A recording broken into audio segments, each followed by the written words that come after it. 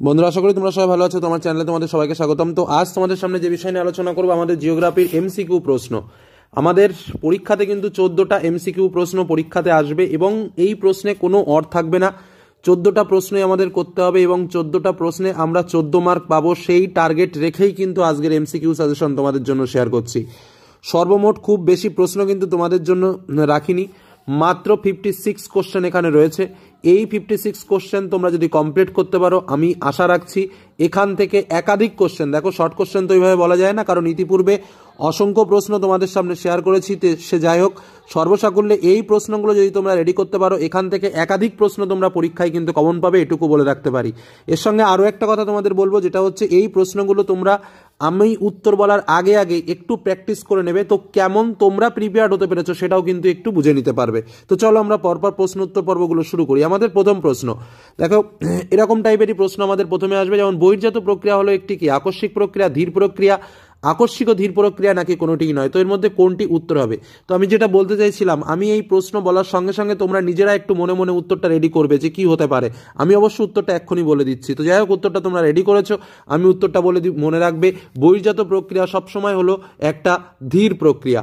কি বললাম, বোঝা গেল? বহির্জাত প্রক্রিয়া কি? বহির্জাত প্রক্রিয়া হচ্ছে ধীরে ধীরে কাজটা হয়, যার জন্য বহির্জাত প্রক্রিয়াকে ধীর প্রক্রিয়া বলা হয়, অর্থাৎ উত্তর খ দাগ। দ্বিতীয় প্রশ্নে আমরা চলে যাব। দেখো, মরু অঞ্চলে কম দৈর্ঘ্যের শুষ্ক নদীখাতকে কি বলা হয়?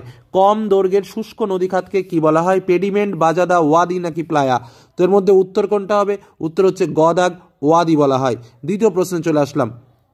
ওজোন স্তর দেখা যায় ট্রোপোস্ফিয়ারে, স্ট্রাটোস্ফিয়ারে, মেসোস্ফিয়ারে নাকি আয়নোস্ফিয়ারে? ওজোন স্তর O3 যে লেয়ারটা রয়েছে, সেই O3 লেয়ার কোন লেয়ারটার মধ্যে দেখা যায়? পড়ানোর সময় অনেকবার বলেছি, সেটা হচ্ছে কোথায় না স্ট্রাটোস্ফিয়ারে, অর্থাৎ উত্তর হচ্ছে খ দাগ। আবারও বলছি, তাহলে উত্তরটা কি হবে? উত্তরটা হচ্ছে খ দাগ, স্ট্রাটোস্ফিয়ার হচ্ছে উত্তর। পরবর্তী প্রশ্নে আমরা চলে আসি। দেখো, শীতকালে বৃষ্টিপাতের পরিমাণ বেশি হয় কোথায়? শীতকালে কোথায় বেশি বৃষ্টিপাত হয়? নিরক্ষীয় জলবায়ু অঞ্চলে, মনে রাখবে সারা বছর বৃষ্টিপাত হয় নিরক্ষীয় জলবায়ু অঞ্চলে। যাই হোক, উষ্ণমরু জলবায়ু অঞ্চলে, ক্রান্তীয় মৌসুমী জলবায়ু অঞ্চলে নাকি ভূমধ্যসাগরীয় জলবায়ু অঞ্চলে? শীতকালীন বৃষ্টিপাতের পরিমাণ সবচেয়ে বেশি দেখা যায় কোথায়? তো উত্তরটা কি হবে? শীতকালে একদম তোমাদের মূল কথা বলে কি, শীতকালে বৃষ্টিপাত হয় কোন জলবায়ুর প্রভাবে? সেটার উত্তরটা হচ্ছে কি ঘ দাগ, ভূমধ্যসাগরের জলবায়ুর প্রভাবে। কারণ এই জলবায়ুটা এমনই একটা জলবায়ু, যে জলবায়ুতে কিন্তু এই জলবায়ু অঞ্চলে মানে শীতকালে বৃষ্টিপাত হয় আর গ্রীষ্মকাল কিন্তু উষ্ণ থাকে, মনে থাকবে। পরবর্তী প্রশ্নে চলে আসি আমরা। পৃথিবীর বৃহত্তম মগ্নচড়া কোনটি? ব্রান্ড ব্যাংক, ডগার্স ব্যাংক, সবল ব্যাংক নাকি ফিশার ব্যাংক? পৃথিবীর বৃহত্তম মগ্নচড়া, এখানে অ্যাকচুয়ালি ব্রান্ড ব্যাংক, এটা ভুল হয়ে গেছে, এটা প্রিন্টিং মিস্টেক, এটা হচ্ছে গ্র্যান্ড ব্যাংক, ঠিক আছে? তো উত্তরটা সেটাই হবে, গ্র্যান্ড ব্যাংক, ঠিক আছে। আচ্ছা, পরবর্তী প্রশ্নে আমরা চলে আসি। কোন স্থানের মুখ্য জোয়ার ও গৌণ জোয়ারের প্রকৃত ব্যবধান কত? মুখ্য জোয়ার আর গৌণ জোয়ার এর প্রকৃত ব্যবধান কত? 2 ঘন্টার বেশি, 8 ঘন্টার বেশি, 12 ঘন্টার বেশি নাকি 24 ঘন্টার বেশি? তো স্বাভাবিকভাবে উত্তর কি হবে? 12 ঘন্টার বেশি। কারণ কি, 12 ঘন্টা 26 মিনিট, তার মানে 12 ঘন্টার বেশি। পরবর্তী প্রশ্ন, একটি বিষাক্ত বজ্রের উদাহরণ দাও। তো উত্তরটা কি হবে? সীসা, সবজির খোসা, কাঠ, পাতা। বিষাক্ত বজ্র, শুধু বজ্র না, তাহলে উত্তরটা কি হবে? ক দাগ, অর্থাৎ সীসা। পরবর্তী প্রশ্ন, মোস্ট ইম্পর্টেন্ট একটা প্রশ্ন। ভারতে যতগুলি রাজ্যের উপর দিয়ে কর্কট ক্রান্তি রেখা বিস্তৃত হয়েছে তার সংখ্যা কটি? 8টি, 9টি, 10টি, 11টি? উত্তরটা কি হবে? উত্তরটা হচ্ছে 8টি, অর্থাৎ ক দাগের উত্তর 8টি। পরবর্তী প্রশ্ন, নাগার্জুন সাগর পরিকল্পনা যে নদীর ওপর গড়ে উঠেছে সেটা কি? গোদাবরী, কাবেরী, মহানদী নাকি কৃষ্ণা?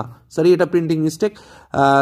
নাগার্জুন সাগর পরিকল্পনা যে নদীর উপর গড়ে উঠেছে সেটা আমি অপশানটা মুখে বলে দিচ্ছি, গোদাবরী, কাবেরী, মহানদী নাকি কৃষ্ণা? তো উত্তরটা কি হবে? উত্তরটা কিন্তু কৃষ্ণা নদী, মনে থাকবে, উত্তরটা হচ্ছে কৃষ্ণা নদীর ওপরে নাগার্জুন সাগর পরিকল্পনা। খুব ইম্পর্টেন্ট প্রশ্ন। পরবর্তী প্রশ্নে আমরা চলে আসি, যেটা হচ্ছে কোলেরু হ্রদ যে রাজ্যে অবস্থিত সেটা কি? অন্ধ্রপ্রদেশ, তেলেঙ্গানা, তামিলনাড়ু নাকি উড়িষ্যা? কোলেরু হ্রদ কোন রাজ্যে অবস্থিত? উত্তরটা হচ্ছে অন্ধ্রপ্রদেশ। পরবর্তী প্রশ্ন, কালবৈশাখী যে দিক দিয়ে আসে, দেখো প্রশ্নটা একটু ঘুরিয়ে দেওয়া হয়েছে, কালবৈশাখী কোন দিক দিয়ে আসে? উত্তর পূর্ব, উত্তর পশ্চিম, দক্ষিণ পশ্চিম নাকি দক্ষিণ পূর্ব? তো স্বাভাবিকভাবে কালবৈশাখী নর্থ ওয়েস্টার বলা হয় কালবৈশাখী, তোমরা জানো। তো যার জন্য কি বলে, নর্থ ওয়েস্টার মানেই কি? উত্তর পশ্চিম। তো যাই হোক, ওটাকে কি বলা হবে? উত্তরটা হচ্ছে খ দাগ। পরবর্তী প্রশ্ন চলে আসি। খারিফ শস্যের উদাহরণ দাও। খারিফ শস্যের উদাহরণ কি? কার্পাস, গম, আউশ, ধান, জব, আউশ ধান আর একটা হচ্ছে জব। খারিফ শস্য কোনটি? তো উত্তরটা কি? কার্পাস। কার্পাস কিন্তু খারিফ শস্যের একটা দুরন্ত উদাহরণ যাকে বলা যায়। পরবর্তী প্রশ্নে চলে আসি, রৌরকেল্লা ইস্পাত কারখানাটি কোন নদীর তীরে গড়ে উঠেছে? দামোদর, বোকারো, ব্রাহ্মণী নাকি নদী? উত্তর হচ্ছে ব্রাহ্মণী। পরবর্তী প্রশ্ন, টোপোগ্রাফিক্যাল মানচিত্রে পাকা সড়কপথ অঙ্কন করা হয় যে রং দিয়ে? টোপোগ্রাফিক্যাল মানচিত্রে পাকা সড়কপথ অঙ্কন করা হয় কোন রং দিয়ে? বাদামি, কালো, নীল নাকি লাল? সড়কপথ মানেই হচ্ছে লাল, মনে রাখবে। তাহলে উত্তর কি? ঘ দাগ। পরবর্তী প্রশ্ন চলে আসি, ভূপৃষ্ঠের সমতলীকরণ প্রক্রিয়া, যে প্রক্রিয়ায় ভূপৃষ্ঠের সমতল হয় সেটাকে কি বলা হয়? সেটাকে অপশানে রয়েছে নগ্নীভবন, আরোহণ, অবরোহণ নাকি পর্যায়ন? তো উত্তরটা আমরা সবাই জানি, পর্যায়ন। পরবর্তী প্রশ্ন, ইনসেলবার্স কালক্রমে গম্বুজের মতো ঢিবিতে পরিণত হলে তাকে কি বলা হয়? বোনহার্ট, গাসি, নিডিল নাকি মাশরুম রক? উত্তর হচ্ছে বোনহার্ট বলা হয়। পরবর্তী প্রশ্ন, মেরুজ্যোতি বা মেরুপ্রভা দেখা যায় কোথায়? ট্রোপোস্পিয়ারে, স্ট্রাটোস্পিয়ারে, মেসোস্পিয়ারে নাকি আয়োনোস্পিয়ারে? তো উত্তরটা কোথায়? আয়োনোস্পিয়ারে। পরবর্তী প্রশ্নে আমরা চলে আসি, অস্ট্রেলিয়ার উপকূলে সৃষ্ট ঘূর্ণবাতকে কি বলা হয়? সাইক্লোন, উইলি উইলি, হ্যারিকেন নাকি টর্নেডো? এক্ষেত্রে যেটা উত্তর সেটা কিন্তু হবে কি? আমরা সবাই জানি অস্ট্রেলিয়ার উপকূলে সৃষ্ট ঘূর্ণবাত হলো উইলি উইলি, অর্থাৎ উত্তর খ দাগ। পরবর্তী প্রশ্নে আমরা চলে আসি, দেখো, উষ্ণ ও শীতল স্রোতের সমুদ্র স্রোতের মিলনস্থলে গড়ে ওঠে কি? এল নিনো, লালিনা, শৈবাল সাগর নাকি হিমপ্রাচীর? খুব সুন্দর একটা প্রশ্ন, কিন্তু আমরা টিকা হিসেবে অনেকবার পড়েছি। উষ্ণ ও শীতল স্রোতের মিলনস্থলে কি গড়ে ওঠে? উত্তরটা হচ্ছে হিমপ্রাচীর গড়ে ওঠে, অর্থাৎ উত্তর ঘ দাগ। পরবর্তী প্রশ্নে আমরা চলে আসি, কৃষ্ণ ও শুক্লপক্ষের অষ্টমী তিথিতে কি হয়? মরা কোটাল, ভরা কোটাল, সিজিগি নাকি বান ডাকা? কৃষ্ণ ও শুক্লপক্ষের অষ্টমী তিথিতে যেটা হয় সেটা হলো মরা কোটাল, অর্থাৎ উত্তর ক দাগ। পরবর্তী প্রশ্ন, ল্যান্ডফিল থেকে উৎপন্ন গ্যাসটি হলো কি? মিথেন, অ্যামোনিয়া, নাইট্রোজেন নাকি সালফার ডাইঅক্সাইড? অর্থাৎ উত্তর হচ্ছে কি? আবারও বলছি, ল্যান্ডফিল থেকে উৎপন্ন গ্যাসটি কি? মিথেন, অ্যামোনিয়া, নাইট্রোজেন নাকি সালফার ডাইঅক্সাইড? উত্তর কিন্তু মিথেন, অর্থাৎ উত্তর হচ্ছে ক দাগ, যার জন্য মিথেনকে ল্যান্ডফিল গ্যাস বলা হয়। পরবর্তী প্রশ্ন আমরা চলে যাব, ভারত ও পাকিস্তান সীমারেখার নাম কি? McMahon line, Durand line, Radcliffe line নাকি সুসার লাইন? তো উত্তরটা কি? আমরা জানি ভারত আর পাকিস্তানের মধ্যে সবসময় ইঁদুর দৌড় চলে, যেটা আমরা বলে থাকি। তো যাই হোক, দুটোর মধ্যে উত্তরটা কি হবে? উত্তরটা হচ্ছে র্যাডক্লিফ লাইন, ভারত ও পাকিস্তানের সীমারেখার নাম। পরবর্তী প্রশ্নে আমরা চলে আসি, পশ্চিমঘাট ও নীলগিরির মাঝে অবস্থিত রয়েছে কি? খুব সুন্দর একটা প্রশ্ন। পশ্চিমঘাট পর্বত ও নীলগিরি পর্বতের মাঝে অবস্থিত রয়েছে Palghat gap, Bhorghat gap, Thalghat gap নাকি খারদোংলা? তো আমাদের উত্তরটা কি হবে? উত্তরটা হচ্ছে পলঘাট গ্যাপ বা পালঘাট গ্যাপ, যেটা উত্তর ক দাগ। পরবর্তী প্রশ্ন, মৌসুমি বায়ুর প্রত্যাবর্তন কাল হলো গ্রীষ্মকাল, বর্ষাকাল, শরৎকাল, বসন্তকাল? তো এর মধ্যে কোনটা উত্তর হচ্ছে? উত্তর হচ্ছে শরৎকাল, অর্থাৎ গ দাগ, প্রত্যাবর্তনকাল, মনে থাকবে।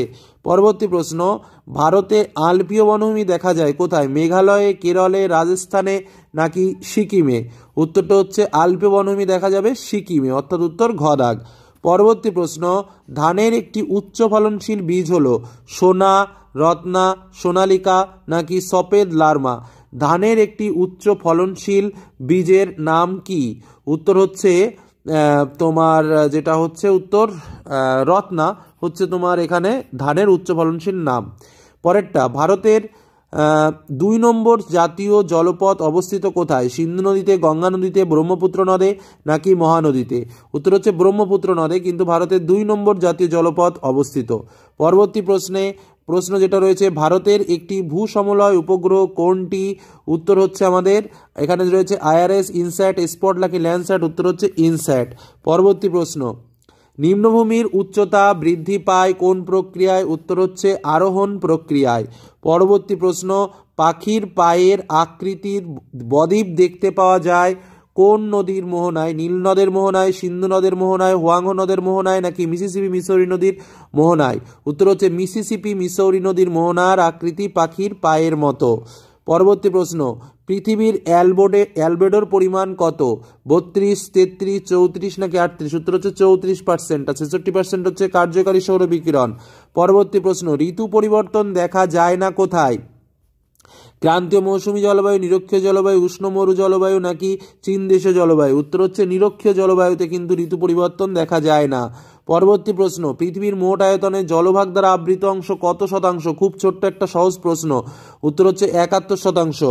পরবর্তী প্রশ্ন, জোয়ার ও ভাটার প্রতিটির স্থায়িত্বকাল কত? 2 ঘন্টা, 6 ঘন্টা, 4 ঘন্টা, 8 ঘন্টা? প্রশ্নটাকে কিন্তু একটু ঘুরিয়ে করা, তো উত্তরটা কি হবে? 6 ঘন্টা। জোয়ার ও ভাটার প্রতিটির স্থায়িত্বকাল হচ্ছে 6 ঘন্টা করে। তারপরের প্রশ্নে আমরা চলে আসি। দেখো, একটি চিকিৎসা সংক্রান্ত বজ্র কোনটি? সবজির খোসা, ইঞ্জেকশন সিরিঞ্জ, খাবারের প্যাকেট নাকি সাবান ধোয়া জল? তো উত্তরটা কি হবে? চিকিৎসা সংক্রান্ত বজ্র হচ্ছে ইঞ্জেকশন সিরিঞ্জ, অর্থাৎ খ দাগ। পরবর্তী প্রশ্ন, ভারতের ক্ষুদ্রতম অঙ্গরাজ্যের নাম কি? সিকিম, ত্রিপুরা, গোয়া নাকি মিজোরাম? উত্তর হচ্ছে গোয়া। পরবর্তী প্রশ্ন, শিবালিক হিমালয়ের পাদদেশীয় অঞ্চলে ক্ষুদ্র ক্ষুদ্র শিলাখণ্ড সজ্জিত হয়ে যে ভূমিরূপের সৃষ্টি হয় তাকে কি বলা হয়? খাদার, ভাবর, ভাঙর নাকি বেট? প্রশ্নটা খুব ভালোভাবে বুঝে নাও।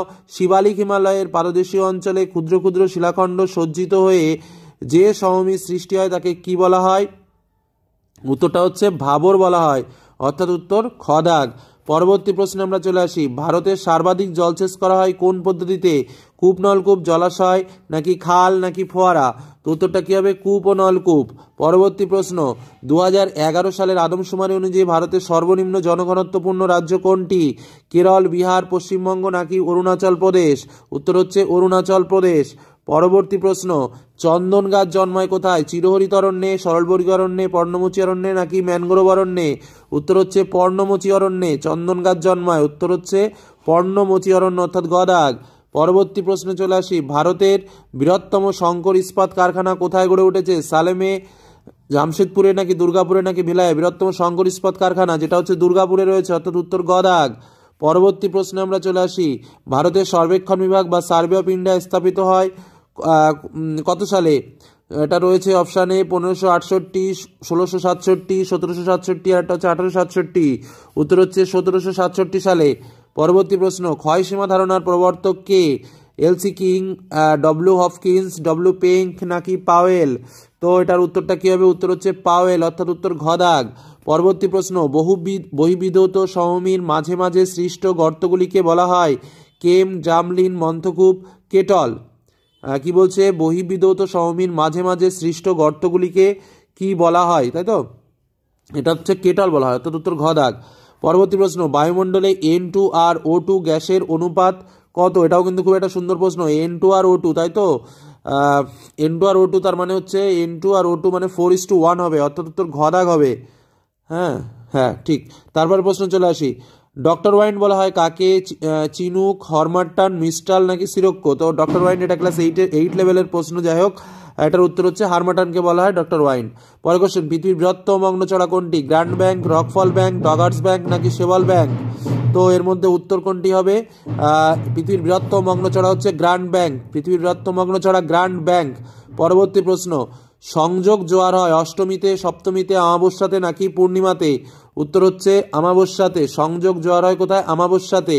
পরবর্তী প্রশ্ন, গঙ্গা অ্যাকশন প্ল্যান পরিকল্পনাটি গৃহীত হয় কত সালে? 1984, 1984, 1986, 1987, 1989 সালে।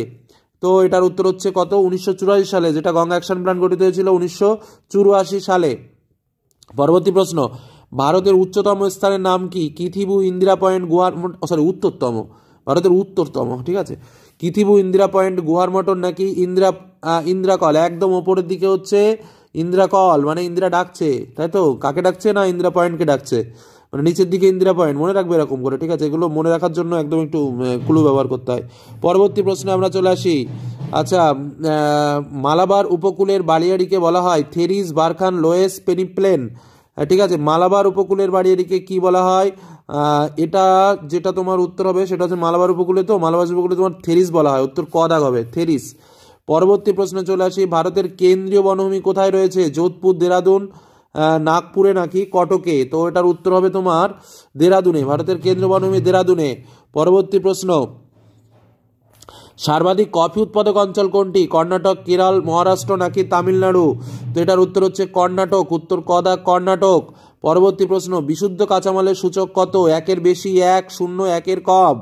হ্যাঁ, তো এক্ষেত্রে আমাদের উত্তর হচ্ছে এক। বিশুদ্ধ কাঁচামালের পণ্য সূচক সবসময় হচ্ছে এক হয়। পরবর্তী প্রশ্নে আমরা চলে আসি, দেখো ভারতের দীর্ঘতম পাতাল রেল কোন শহরে রয়েছে? কলকাতা, মুম্বাই, দিল্লি নাকি চেন্নাই? ভারতের দীর্ঘতম পাতাল রেল কোন শহরে রয়েছে? সব থেকে বড় পাতাল রেল তো তোমার ওটা হচ্ছে দিল্লিতেই হবে, দিল্লিতে রয়েছে। পরবর্তী প্রশ্ন, উপগ্রহ মানচিত্র প্রস্তুত করো কে? এটা হচ্ছে উপগ্রহ মানচিত্র কে প্রস্তুত করে? প্রশ্নটা দেখবে ভূবৈচিত্র্য সূচক না কিন্তু, তাহলে SOI হতো। উপগ্রহ মানচিত্র প্রস্তুত করে হচ্ছে ন্যাটমো, ঠিক আছে? এটা তোমরা ন্যাটমোই করবে, নাসা তো হবে না, ইসরো হবে না, ন্যাটমো হবে। তাহলে এই হলো আমাদের মোটামুটি বেস্ট কিছু প্রশ্ন উত্তর তোমাদের সামনে শেয়ার করলাম। তো ভালো করে প্র্যাকটিস করো, আর কে কটা ভুল করলে সেটা জানিও। আজকের মতো এখানে রাখলাম, ধন্যবাদ।